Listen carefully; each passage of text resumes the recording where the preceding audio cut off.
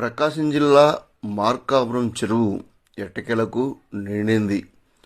మోంతా తుఫాను వర్షాలతోటి దంచికొట్టగా పశ్చిమ ప్రకాశంలోని వాగులు వంకలు పొంగిపొర్లాయి.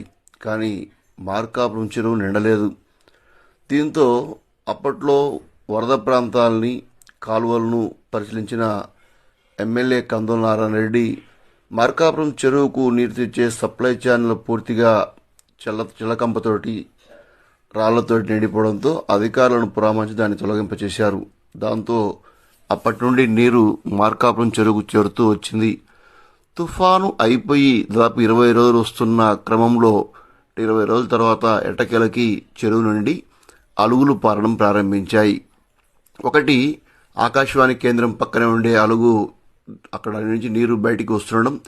రెండోది, బైపాస్ టచ్ అయ్యే ప్రాంతం, డ్రైవర్స్ కాలనీ దాటినాక అక్కడ అలుగు పారుతున్న దృశ్యాలు మనం ఇప్పుడు చూస్తున్నాం. చాలా సంవత్సరాల తర్వాత మార్కాపురం చెరువు నిండి అలుగు పారుతున్న దృశ్యాలు ఇవి. మార్కాపురం చెరువు పూడిక తీత కూడా చాలా తక్కువగా ఉంది.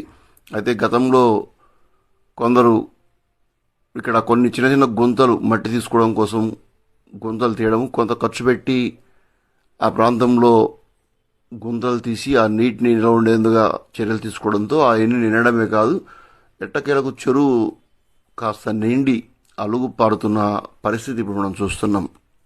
నిజానికి పూడిక తీసి ఉండి సప్లై ఛానల్ను ముందే తెరిచి ఉంటే ఒక 10-15 రోజుల క్రితమే చెరువు పూర్తిగా నిండి ఉండేది. అయితే చెరువు ప్రస్తుతం నిండినప్పటికీ దాంట్లో నీటి కెపాసిటీ, నీటి సామర్థ్యం మాత్రం చాలా తక్కువగా ఉందని చెప్పొచ్చు. ఏదైతేమి ఈ చెరువు నిండడం మూలంగా, అలుగు పారడం మూలంగా మార్కాపురం చెరువు కింద ఉండే గ్రామాలు పంట పొలాల కోసమే తేవచ్చు, లేదా బోర్లు రీఛార్జ్ అయ్యి నీరు వచ్చే పరిస్థితి ఉంటుంది. దాంతో త్రాగునీటికి ఎక్కడ కూడా ఇబ్బంది ఉండకపోవచ్చు, బోర్లు పనిచేస్తాయని రైతులు ఆనందం వ్యక్తం చేస్తున్నారు. మార్కాపురం చెరువు అలుగు పారుతున్న దృశ్యాలతోటి స్థానికులు కూడా హర్షాతిరేకాలు వ్యక్తం చేస్తున్నారు. ఎమ్మెల్యే కందుల నారాయణ రెడ్డికి చాలామంది కృతజ్ఞతలు